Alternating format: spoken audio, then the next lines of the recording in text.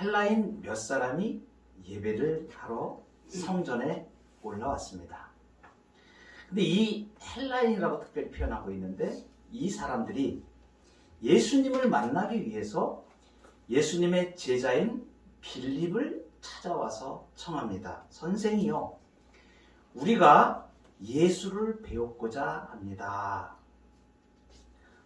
이 말을 들은 빌립이 예수님의 다른 제자인 안드레에게 가서 말합니다. 그리고 안드레와 빌립이 함께 예수님께 가서 이 상황을 여쭙는 거예요. 주님, 헬라인 몇 사람이 예수님을 뵙겠다고 찾아왔습니다. 어떻게 할까요? 예수님은 이 안드레와 빌립이 여쭙는 말에 그를 데려오라 또는 말라 이런 대답은 안 하시고 느닷없이 이렇게 말씀하십니다. 인자가 영광을 얻을 때가 왔도다. 그리고 이어서 한 알의 밀이 땅에 떨어져 죽지 아니하면 한 알 그대로 있고 죽으면 많은 열매를 맺는다. 자기의 생명을 사랑하는 자는 잃어버릴 것이요, 이 세상에서 자기의 생명을 미워하는 자는 영생하도록 보존하리라. 있었던 사건의 내용은 우리가 그런 일이 있었구나 라고 이해는 되지만, 그 헬라인들이 찾아오고 묻고 제자들 빌립에게 오고 빌립은 또 안드레에게 말하고, 이 제자들이 예수님께 말했을 때 예수님은 거기에 대해서 반응한 것이 아니라 다소 다른 것 같은 말씀을 하시는, 이런 약간의 이상하게 느껴지는 그러한 부분들이 본문의 내용에서 보입니다. 근데 사실은 이렇게 기록하는 방식은 사도 요한이 의도적으로 이렇게 기록을 많이 합니다. 사건을 그대로 쭉 있는 그대로만 설명을 하는데 그 안에 숨겨진 놀라운 영적인 진리가 있는 것이죠. 평범해 보이는 것 같지만 사실은 이 내용을 통하여서 우리에게 계시해 주시는 구원의 영적인 진리가 있는 것입니다.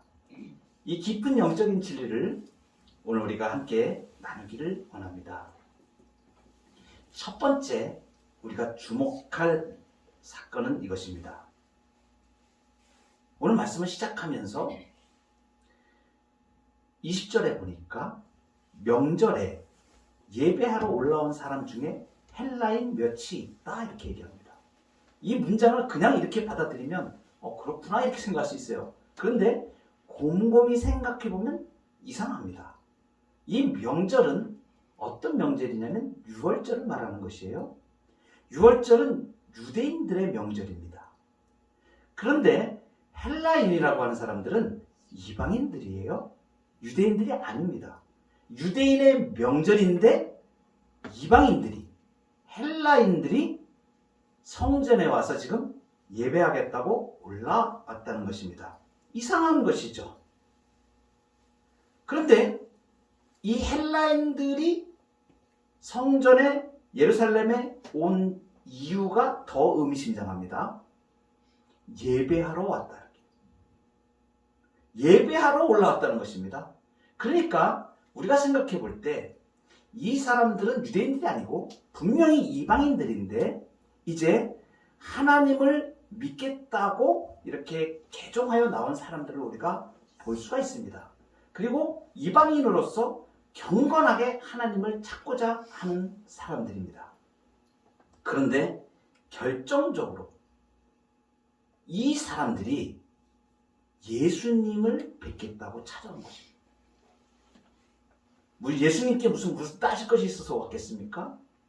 무엇입니까? 이 사람들은 예수님이 그동안에 이루신 놀라운 기적들을 들었고, 그리고 이분이 메시아일 것이라고 하는 주변의 많은 사람들의 이야기를 들은 것입니다.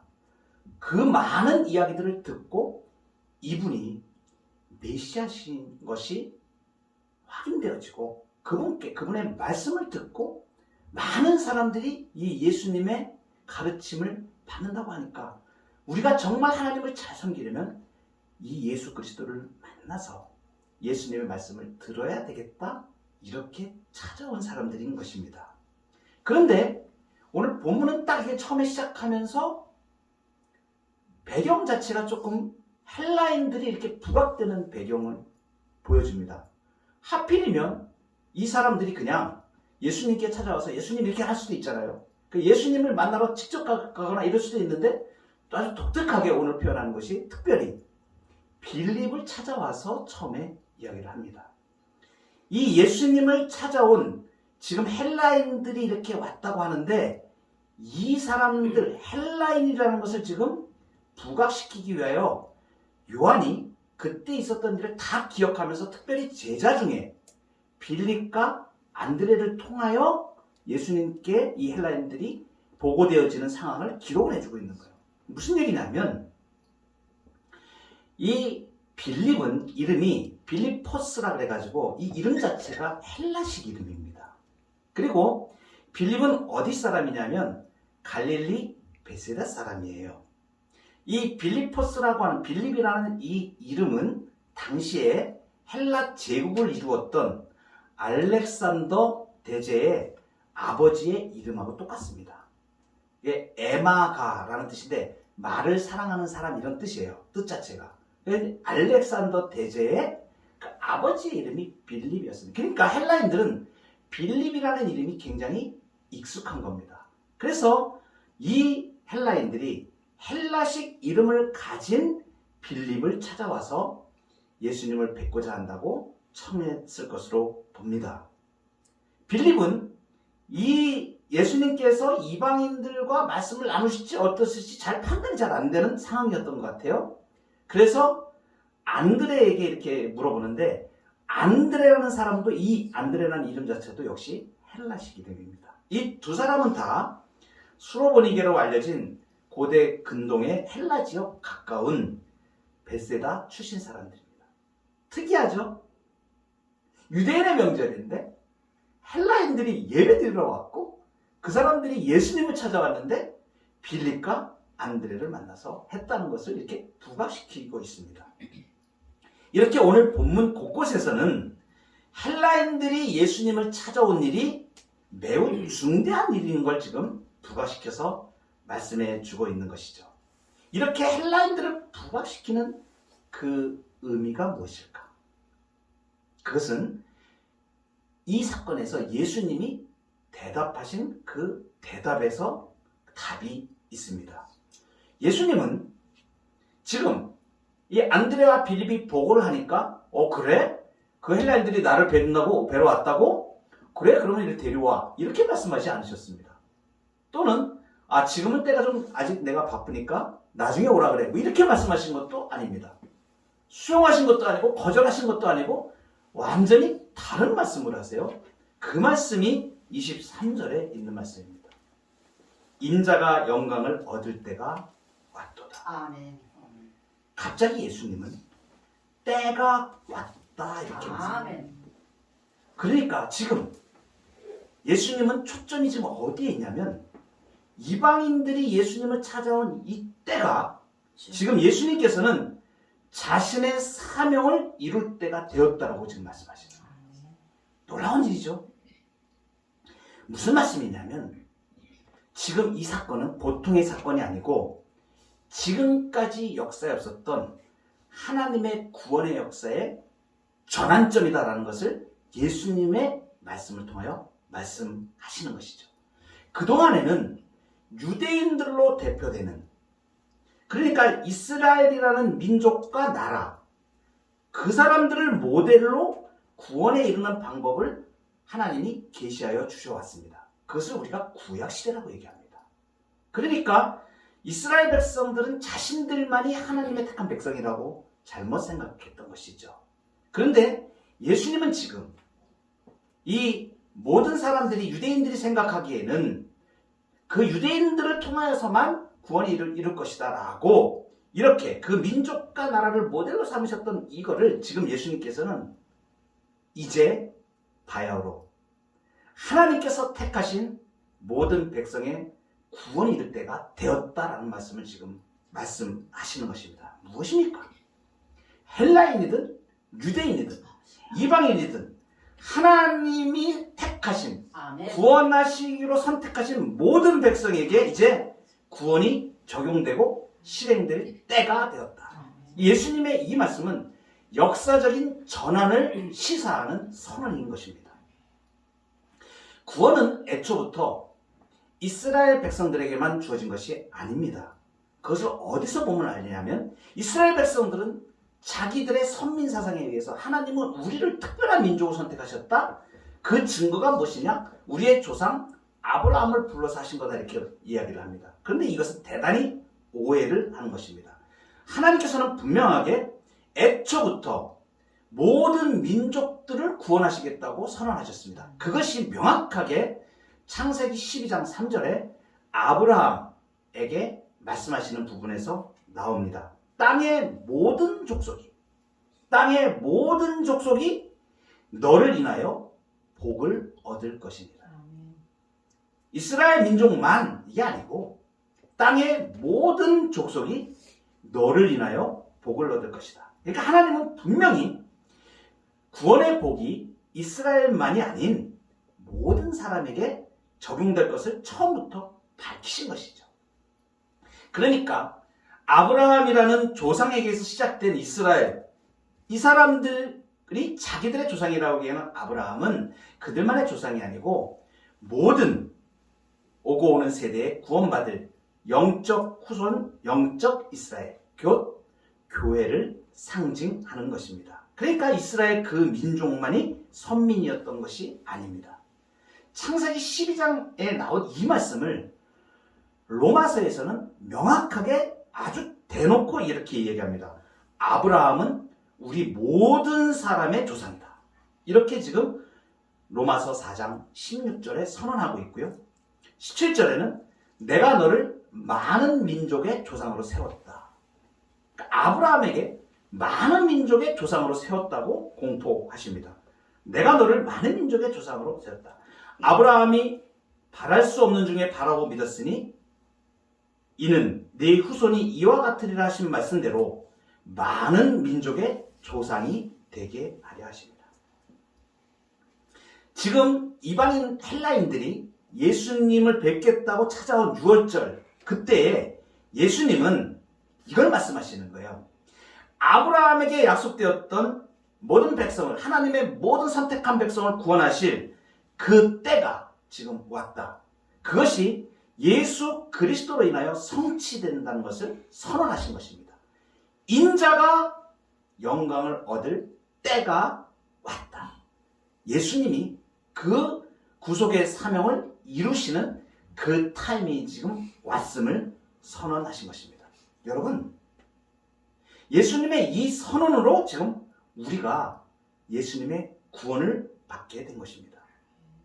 그래서 에베소서에 분명하게 이렇게 말씀하십니다. 그때에 너희는 그리스도 밖에 있었고 이스라엘 나라 밖의 사람이라. 약속의 언약들에 대하여 외인이요 세상에서 소망이 없고 하나님도 없는 자이더니 이제는 전에 멀리 있던 너희가 그리스도 예수 안에서 그리스도의 피로 가까워졌네. 예수님으로 인하여 구원을 받게 된 사실입니다. 유대인이나 헬라인이나 차별이 없이 아멘. 한 분이신 주께서 모든 사람의 주가 되사 그를 부르는 모든 사람에게 부요하시도다. 그래서 로마서 10장에서는 이렇게 말씀하십니다. 누구든지 주의 이름을 부르는 자는 구원을 받으리라. 예수님께서 역사적인 전환의 시점에 하나님이 약속하신 그 구원의 약속을 지금 6월절 명절 때에 예수님께서 지금 선언하시는 것입니다. 이방인들이 다 왔을 때, 그때 이제 드디어 하나님께서 작정하신 구원받기로 작정된 자들을 구원하시는 때가 되었는데, 그래서 지금 이 시간은 이제는 어떤 특정한 사람에게 갇혀져 있고 그런 것이 아니고 하나님 택한 모든 백성에게 구원이 미치는 은혜의 때요, 생명의 때요, 놀라운 구속의 때임을 예수님이 선언하시는 것입니다. 아멘. 그래서 내가 은혜 베풀 때에 너에게 듣고 아멘. 구원의 날에 너를 도왔다 하셨으니 아멘. 보라, 지금은 은혜 받을 만한 때요, 아멘. 지금은 구원의 날이로. 아멘. 예수님이 지금 말씀하신 거예요. 두 번째 우리가 주목할 부분은 예수님이 이제 영광을 얻게 될 것이라는 사실입니다. 아멘.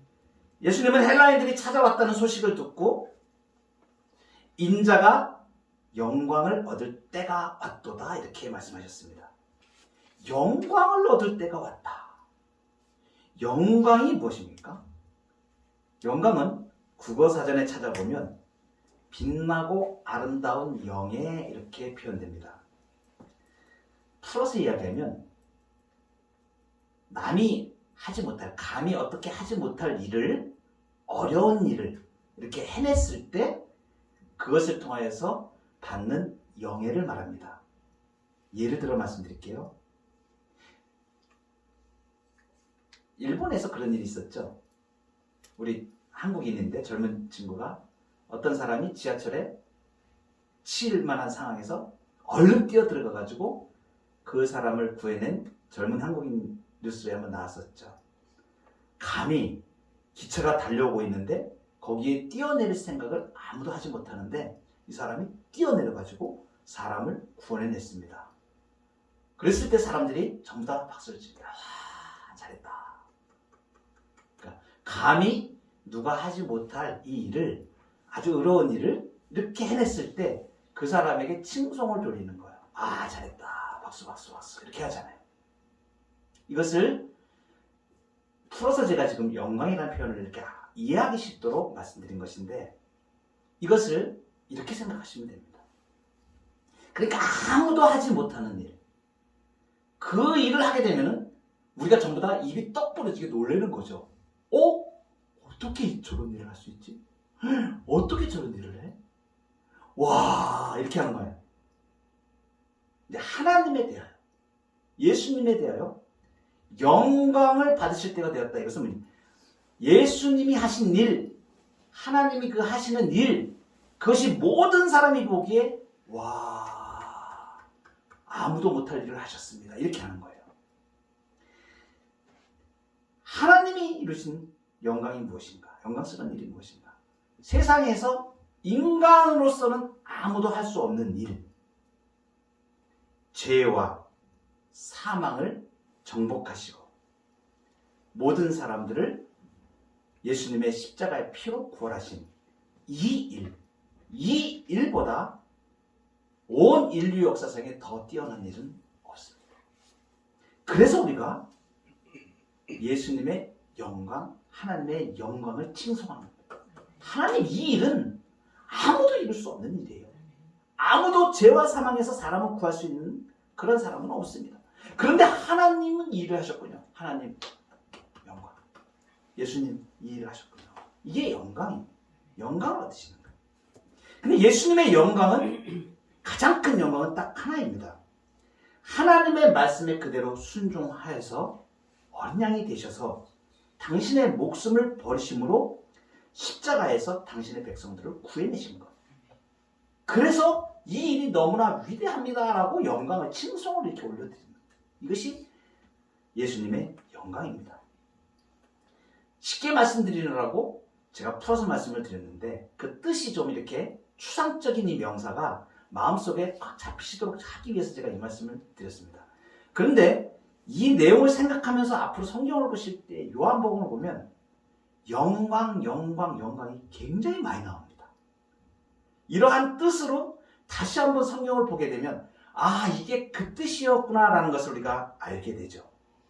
요한복음에는 특별히 영광이라는 단어가 많이 나옵니다. 요한복음 1장 14절에 보면 말씀이 육신이 되어 우리 가운데 거하심에 우리가 그의 영광을 보니 아버지의 독생자의 영광이요 은혜와 진리가 충만하더라. 말씀이 육신이 됐던 예수님이 사람의 몸을 입으시고 이 땅에 오신 것이 우리의 모든 인류의 역사를 통틀어서 하나님이 하신 너무나 놀라우신 일이다라는 것을 칭송을 이렇게 드리는 거예요. 영광을 올려드리는 거예요. 그게 아버지의 독생자의 영광. 놀랍죠? 여러분 요한복음에 보면 지금 오늘 우리에게 예수님이 이방인들이 이렇게 헬라인들이 왔을 때에 인자가 영광을 얻을 때가 왔도다 이렇게 영광을 말씀하시는데 이 영광은 이 앞에서도 보여주셨어요. 더 놀라워요. 우리 가나의 혼인잔치 할 때 예수님이 물로 포도주를 만드십니다. 요한복음에 나오는 7 이적 중에 첫 번째 이적이죠. 그때에 어떻게 지금 말씀하시냐면 예수께서 이 첫 표적을 갈릴리 가나에서 행하여 그의 영광을 나타내십니다. 아멘. 재밌죠? 이때도 지금 영광이 나오는 거예요. 예수님의 영광을 나타내셨다. 아멘. 이 영광을 나타내셨다는 예수님이 놀라우신 일을 하신 것을 지금 칭송할 수 있는 그 영광이 나타났다고 지금 이야기하는 겁니다. 그러면 물로 포도주를 만드시는 것이 그 기적의 영광인가? 그 뜻을 말하는 게 아닙니다. 물이 포도주가 된 것은 이 포도주는 어린 양의 혼인잔치, 자신의 피로 자신에게 주어진 백성들을 구원하셔서 그 구원을 이루실 것을 상징적으로 표현해 주십니다. 그것이 하나님 예수님의 그 영광인 것입니다. 그 영광을 지금 나타내신 것이죠. 우리가 요한복음에 나오는 마지막 표적이 있습니다. 죽은 나사로를 살리는 표적입니다. 그때도 하나님의 영광으로 끝납니다. 너무 놀라운 것이에요.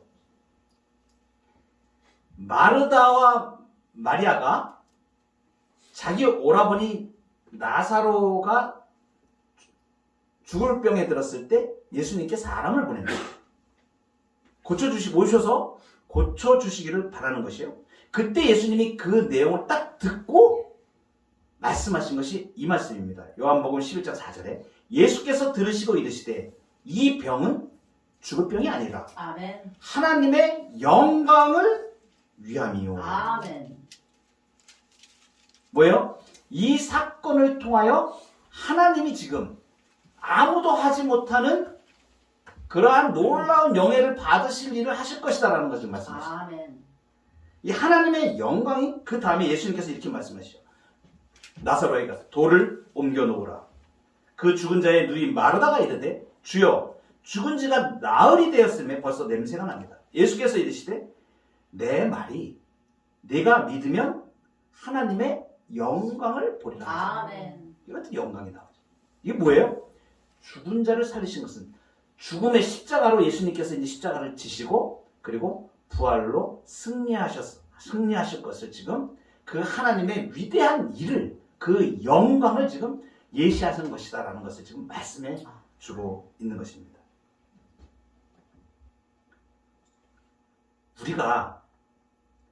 우리를 통해서 주님이 영광을 받으시는 일은 무엇일까? 우리가 신앙생활하면서 이러한 얘기들을 많이 합니다. 주님 영광 받으시옵소서. 주님 영광 받으시옵소서. 우리를 통하여 주님이 칭송 받으실 일이 무엇을 말하는 것이에요? 가장 구체적으로 이것은 하나님이 행하신 그 구원을 높여드리는 거죠. 아멘.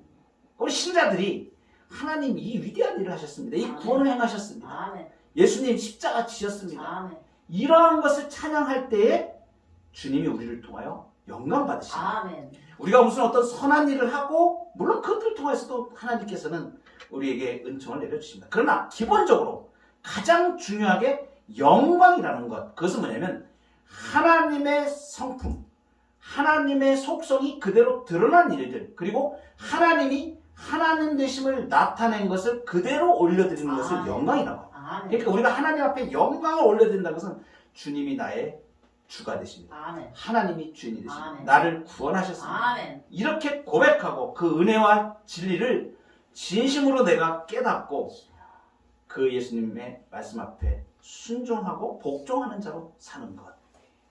예수님이 영광을 받으신 것은 하나님께서 성부 하나님께서 성자와 정하신 구원의 약속, 구원의 그 은혜를 이루신 것입니다. 묵묵히 자기를 순종함으로 이 땅에 육신을 입고 오셔서 성부 하나님의 뜻에 따라서 자신을 십자가에 못 박으면서 그 십자가의 보혈로 우리를 구원하여 주신 것. 이렇게 순종하여 하나님 앞에 영광을 받으신 것. 마찬가지로 우리도 우리를 통하여 영광을 받으시는 건 그 하나님이 하신 일이 위대하십니다. 아멘. 주님이 구원하셨습니다. 아멘. 이렇게 고백합니다. 우리가 복음을 올바로 이해하고 나를 부인하고 자기를 부인하고 하나님의 왕 되심을 인정하는 것, 아멘. 가장 중요한 하나님 앞에 영광을 돌리는 일인 것입니다. 마지막으로 우리가 주목해야 될 이 본문의 말씀 중에 영적인 진리는 이것입니다. 예수님이 하신 말씀.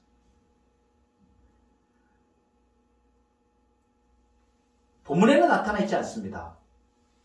예수님을 뵈려고 왔던 이 헬라인들, 이방인들이 예수님을 만났는지 그 이후의 결과가 어떻게 되었는지 기록해주고 있지 않습니다. 왜 그럴까요?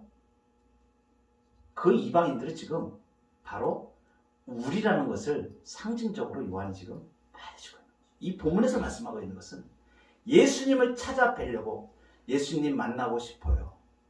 예수님 만나고 싶어요. 이런 마음으로 예수님을 찾아오는 오늘날 우리를 상징적으로 말해주고 있습니다. 안 만나주실까요? 당연히 만나주시죠. 그 예수님의 답이 무엇입니까? 인자가 영광을 얻을 때가 왔다. 이 구원의 은총에 참여하라.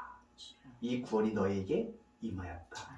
이 말씀을 지금 예수님은 지금 침묵 가운데 우리에게 주시고 있는 것이죠. 그래서 이렇게 말씀하십니다. 24절 한 알의 밀이 땅에 떨어져 죽지 아니하면 한 알 그대로 있고 죽으면 많은 열매를 맺느니라.